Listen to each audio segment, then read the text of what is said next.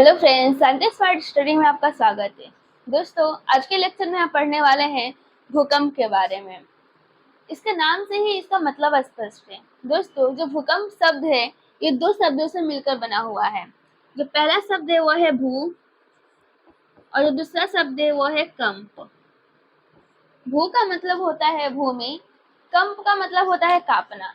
तो ये हम कह सकते हैं कि भूमि में कंपन होना या भूमि का जो कांपना होता है, भूमि में वाइब्रेशन होता है, उसी को क्या बोलते हैं? भूकंप बोलते हैं। इंग्लिश में इसको अर्थक्वेक के नाम से जाना जाता है। भू मतलब क्या होता है? भूमि।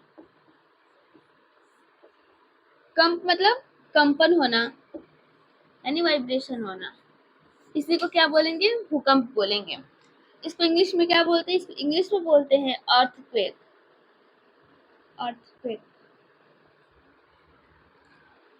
तो दोस्तों, जो भूमि में जब वाइब्रेशन होता है, जब कंपन की क्रिया होती है, तो उसको हम लोग भूकंप बोलते हैं। तो क्वेश्चन ये आता है कि जो ये भूकंप है वो किसके वजह से आता है, यानी अगर भूमि में कंपन हो रहा है तो वो कंपन किस वजह से आता है। तो इसको लेकर दो कारण हैं। पहला है वह है प्राकृतिक कारण, दूसरा है वह है मानव निर्मित कारण। पहला कौन सा है? पहला है प्राकृतिक कारण। पहला कौन सा कारण है? कारण पहला है प्राकृतिक कारण। प्राकृतिक कारण। प्राकृतिक कारण मतलब जो इसमें पहला आ जाएगा वो आता है ज्वालामुखी। पहला कौन सा है? ज्वालामुखी।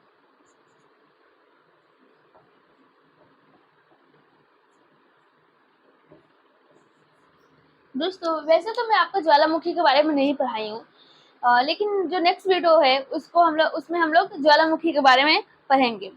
लेकिन फिर भी हम लोग जो संवहन धारा सिद्धांत है उसको तो हम पढ़ चुके हैं, तो उसके माध्यम से समझते हैं कि उसके द्वारा ये भूकंप कैसे आता है।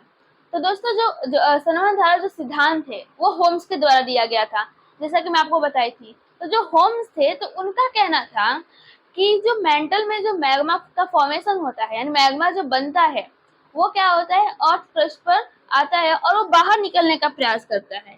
मान लीजिए कि ये क्या है? अर्थ क्रस्ट है और यहाँ पे मेंटल है और यहाँ मैग्मा है जो बाहर निकलने का प्रयास कर रहा है। तो जब ये बाहर निकलने का प्रयास करता है तो ये क्या करता है? क्रस्ट पे प्रेशर लगाता है, यानी एक बल लगाता है। तो क्या लगाता है? यहाँ पे बल लगाता है, फोर्स लगाता है। और जब फोर्स लगाता है तो उसके वजह से भी एक कंपन यहाँ पे होता है, वाइब्रेशन होता है। और वाइब्रेशन को ही क्या बोलते हैं? भूकंप बोलते हैं। तो दोस्तों, इससे तो स्पष्ट हो गया कि ज्वालामुखी से हम लोग के ज्वालामुखी की वजह से भी हम लोग भूकंप को महसूस कर सकते हैं। तो दोस्तों, जब यही मैग्मा बाहर आता है तो इसके वजह से भी क्या होता है? ज्वालामुखी का निर्माण होता है। तो ठीक वैसे ही आप यही समझ लीजिए कि ये जो मैग्मा है, जब ये अर्थ क्रस्ट पर प्रेशर अप्लाई करता है तो इसके वजह से क्या आता है? वाइब्रेशन होता है और वाइब्रेशन को ही क्या बोलते हैं? हम लोग भूकंप बोलते हैं। तो दोस्तों, ये तो था ज्वालामुखी, पहला कारण। दूसरा कारण है इसका कि प्लेट टेक्टोनिक। ये भी सिद्धांत को हम लोग पढ़ चुके हैं। तो ये कौन सा सिद्धांत है? Plate tectonic.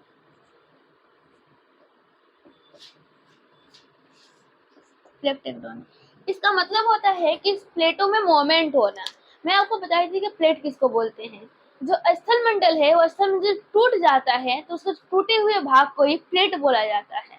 यानी हम कह सकते हैं कि जो प्लेट होता है वो स्थल मंडल का एक भाग होता है, उसी को क्या बोलते हैं? उसी को प्लेट बोलते हैं। उस प्लेट में क्या होता है? मोमेंट होता है। उस गति के आधार पर जो प्लेट्स होते हैं, तो प्लेट्सों का जो किनारा होता है वो अध्ययन के लिए बहुत महत्वपूर्ण होता है। और गति के हिसाब से भी जो प्लेट्स होते हैं वो 3 प्रकार के होते हैं। पहला होता है रचनात्मक प्लेट, दूसरा है विनाशात्मक प्लेट और तीसरा है संरक्षित प्लेट। और उसके किनारे को भी बोले तो हम लोग रचनात्मक किनारा भी उसको बोल सकते हैं, विनाशात्मक किनारा बोलते हैं और उसके बाद से संरक्षित किनारा भी बोलते हैं। तो जो उसका किनारा है वो बहुत ही महत्वपूर्ण है। और देखा जाए तो जो प्लेट्स होते हैं उनके किनारों पर ही अधिक भूकंप महसूस किया जाता है, क्योंकि उनके जो किनारा होता है प्लेट्स के, वहाँ पे अधिक प्रेशर लगता है, उसके वजह से वहाँ पे कंपन होता है और वही कंपन क्या कहलाता है, वही कंपन कहलाता है भूकंप कहलाता है। अब दोस्तों जो पहला किक था वो था रचनात्मक प्लेट या रचनात्मक किनारा। उसमें क्या होता था कि जो दो प्लेटें एक दूसरे की ओर आती थी, क्या होती थी, एक दूसरे की ओर आती थी और एक दूसरे से टकराती थी। एक ये प्लेट से दोनों प्लेट क्या हो रही है, एक दूसरे से टकरा रही है। जब इनमें टक्कर होगा तो क्या होगा, एक वाइब्रेशन होगा, यानी एक कंपन होगा, और उसी कंपन को क्या बोलेंगे, भूकंप बोलेंगे। तो इसके वजह से भी क्या आता है, भूकंप आता है। दूसरा है विनाशात्मक, उसके वजह से उतना भूकंप नहीं आता। तो उस ये जो विनाशात्मक है वो भूकंप का माध्यम नहीं है। जो तीसरा है वो है संरक्षित किनारा। कौन सा किनारा, संरक्षित किनारा। संरक्षित किनारा, इसमें क्या होता है, जो प्लेट होती है वो समांतर गति करती है, यानी कि वो इस प्रकार से गति करती है। एक प्लेट यहाँ पे है और दो प्लेट यहाँ पे। एक प्लेट अगर यहाँ जा रही है तो ये प्लेट्स आ रही है, ठीक है। ऐसे ही ये समानांतर गति करते हैं। जब दोनों प्लेट समानांतर गति करते हैं तो जो इनका किनारा होता है वहां पे रगड़ होता है, एक घर्षण होता है, और उस घर्षण के वजह से भी यहाँ पे भूकंप महसूस किया जाता है। और जो भी देश इस किनारों के पास ज्यादा होते हैं, जो देश इस किनारों के पास होते हैं वो अधिक भूकंप महसूस करते हैं। तो दोस्तों हम लोग ये बोल सकते हैं कि जो इसका किनारा है यहाँ पर क्या होता है, भूकंप की क्रिया देखने को मिलती है, यहाँ पे भूकंप महसूस किया जा सकता है। तो जो संरक्षित किनारा है ये भी भूकंप के लिए बहुत ही ज्यादा उत्तरदायित्व है। ये था हमारा प्राकृतिक कारण। दूसरा है मानव निर्मित कारण। इसमें किस प्रकार से भूकंप निर्मित होते हैं,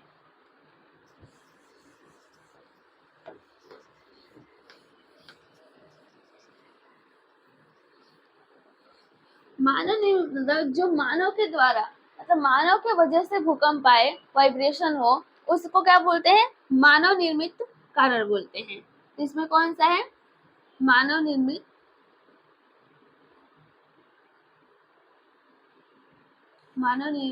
कारण। मानव निर्मित कारण में जो पहला कारण हो सकता है वो होगा कि परमाणु परीक्षण।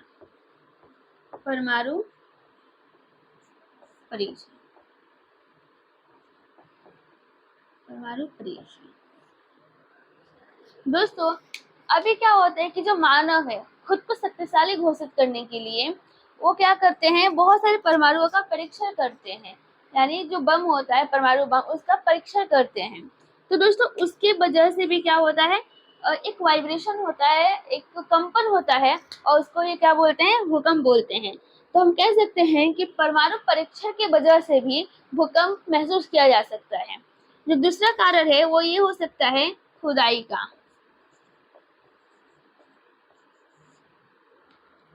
खुदाई का भी कारण हो सकता है।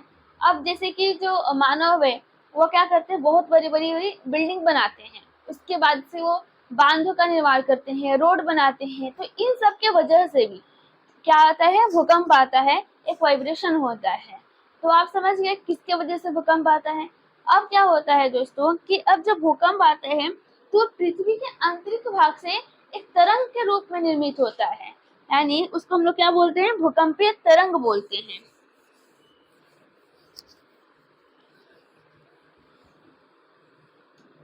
उसको भूकंपीय तरंग बोलते हैं। अगर मैं एग्जांपल दूं तो दोस्तों आप कभी ना कभी तालाब में पत्थर डाले होंगे या फिर नहीं डाले होंगे, तो मतलब कभी आप देखे होंगे कि जब हम लोग तालाब में कोई पत्थर फेंकते हैं तो जब पत्थर फेंकते हैं तो उसकी वजह से क्या होता है कि एक तरंगे उत्पन्न हो जाती है, एक हलचल होने लगती है उस पानी में।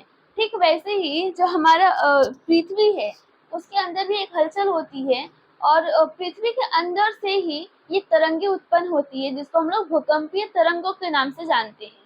और दोस्तों इसके वजह से क्या होता है, भूकंप आता है, एक वाइब्रेशन होता है। अब दोस्तों अब जो तरंगे है उसका भी अपना अपना नाम है। जैसे कि अगर जो हमारा अर्थ है और जहां से भूकंप उत्पन्न होता है, सपोज यहाँ जो बिंदु है यहाँ से क्या हो रहा है, भूकंप यहाँ से उत्पन्न हो रहा है। तो जिस स्थान से, जिस बिंदु से भूकंप उत्पन्न होता है उसको बोलते हैं उद्गम, बोलते हैं उद्गम स्थान बोलते हैं, यानी हम इसको फोकस बोलते हैं। इंग्लिश में क्या बोला जाता है, फोकस बोला जाता है। और सबसे पहले जहाँ पर ये तरंगे पहुंचती है, मतलब धरातल पे जहाँ पे तरंगे टकराती है, तो उसको क्या बोला जाता है? उसको इपी सेंटर बोला जाता है। इपी सेंटर, इसको हिंदी में बोला जाता है अधिकेंद्र।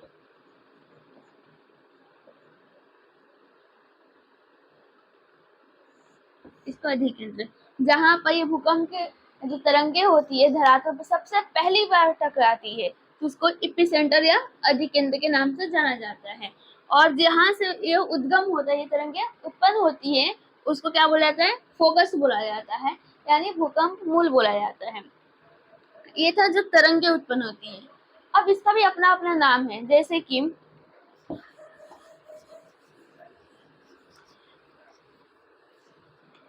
तीन प्रकार की तरंगे होती हैं। तरंगों का भी प्रकार है। तो तरंगे कितनी प्रकार की होती है? 3 प्रकार की। जो पहला है वो है पी वेव। इसको प्राइमरी वेव भी कहा जाता है। इसको क्या कहा जाता है? Primary wave. हिंदी में इसको बोला जाता है प्राथमिक तरंग। इसको क्या बोला जाता है?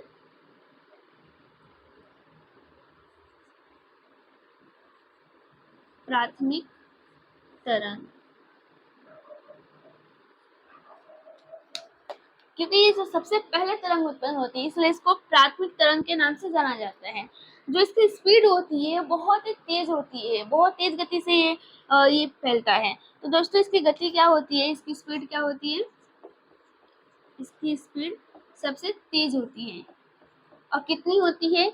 ये होती है 8 से लेकर 8 या 14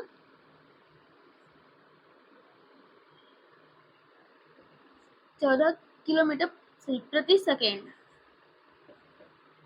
यानी कि 1 सेकेंड में वो 8 से लेकर 14 किलोमीटर तक वो उतना दूर पहुंच जाती है। तो इसका स्पीड क्या है? 8 से लेकर 14 किलोमीटर तक। और कितना पहुंचती है? कितना देर में? 1 सेकेंड में पहुंचती है। जो दूसरा है वो है एस वेव।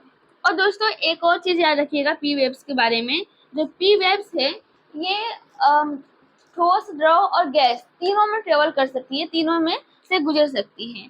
ये कैसे गुजर सकती है? ठोस, द्रव, गैस। इंग्लिश में इसको लिखेंगे सॉलिड, लिक्विड और गैस। ये तीनों से ट्रेवल कर सकती है, तीनों माध्यम से गुजर सकती है। और इसकी स्पीड क्या होती है? बहुत ही फास्ट होती है। कितना होती है? 8 से लेकर 14 किलोमीटर प्रति सेकेंड, यानी 1 सेकेंड में वो 8 से लेकर 14 किलोमीटर तक ट्रेवल कर सकती है। वो ठोस, द्रव, गैस तीनों माध्यम में ट्रेवल कर सकती है। दोस्तों ये था प्राइमरी वेव्स। दूसरा वेव्स है उसका नाम है यस वेव्स।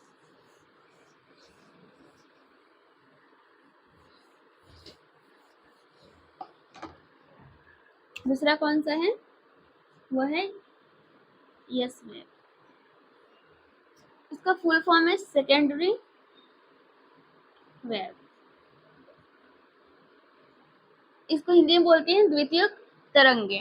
ये जो तरंगे होती है ये प्राइमरी वेव से, मतलब प्राथमिक तरंग से थोड़ा तेज गति से, थोड़ा कम गति से ट्रेवल करती है। तो जो इसका गति है, जो इसका स्पीड है, वो किससे कम होता है?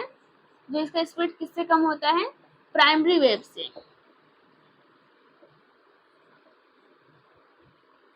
प्राइमरी वेव से इसका स्पीड क्या होता है? कम होता है।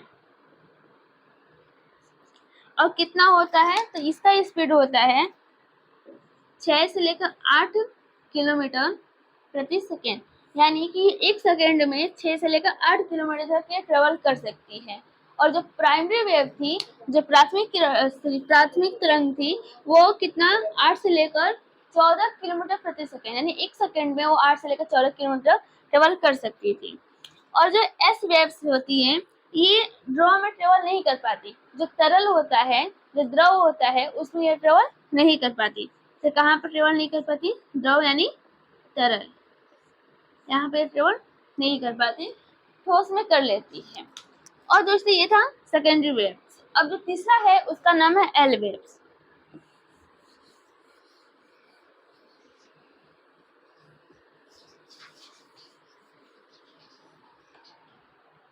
तीसरा कौन सा तरंग है? L wave. इसको लॉन्ग वेव के नाम से भी जाना जाता है, लॉन्ग वेव, या इसको लव वेव के नाम से भी जाना जाता है। तो इसके क्या है, नाम है। और दोस्तों ये जो एल तरंगे हैं, जो लव तरंगे हैं या लॉन्ग तरंगे हैं, इसको धरातलीय तरंगों के नाम से भी जाना जाता है। अब क्यों जाना जाता है धरातलीय तरंग? क्योंकि ये जो तरंग है वो धरातल पर ही, पृथ्वी के सिर्फ सतह पर ही ट्रेवल करती है, इसके वजह से इसको धरातलीय तरंग के नाम से भी जाना जाता है। और दोस्तों ये जो तरंग होती है ये ठोस और द्रव में ट्रेवल कर सकती है, और जो इसकी स्पीड होती है वो तीनों से कम होती है, लेकिन ये सबसे विनाशकारी होती है, क्योंकि लॉन्ग वेव्स मतलब इसका जो प्रभाव है वो लंबे समय तक रहता है, तो ये बहुत ही क्या होती है, विनाशकारी होती है, विनाशकारी होती है, ये बहुत क्षति पहुंचाती है। जब पृथ्वी के धरातल पे तरंगे आती है तो जो इमारतें होती है, जो बिल्डिंग्स है, तो वो सब क्या होते हैं, वो उनमें वाइब्रेशन होता है, हलचल होता है और वो गिर जाते हैं, तो इससे बहुत नुकसान पहुंचता है और ये लंबे समय तक रहती है, इसके वजह से इसको हम लोग विनाशकारी तरंगों के नाम से भी जानते हैं। अब दोस्तों, अब जो भूकंप से जुड़े 3-4 नाम है, जैसे कि जो भूकंप के अध्ययन करने वाला जो विज्ञान है, मतलब जो भूकंप का जो अध्ययन करता है वो भी जो विज्ञान है उसको क्या बोलते हैं हम लोग, उसको बोलते हैं सिस्मोलॉजी। तो भूकंप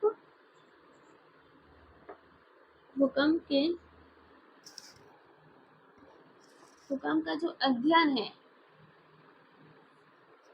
है उसको हम लोग क्या बोलते हैं, सिस्मोलॉजी बोलते हैं, सिस्मोलॉजी।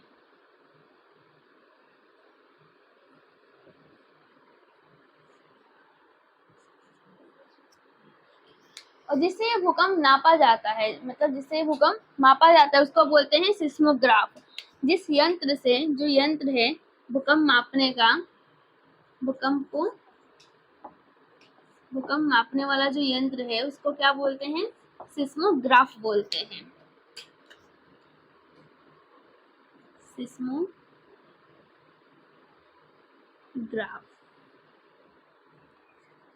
और जो इसकी तीव्रता है, अगर उसको मापना है तो उसको पैमाने में मापते हैं, तो जो भूकंप की तीव्रता को हम लोग रिक्टर पैमाने में मापते हैं। इसकी तीव्रता किसमें मापा जाता है, रिक्टर पैमाने, रिक्टर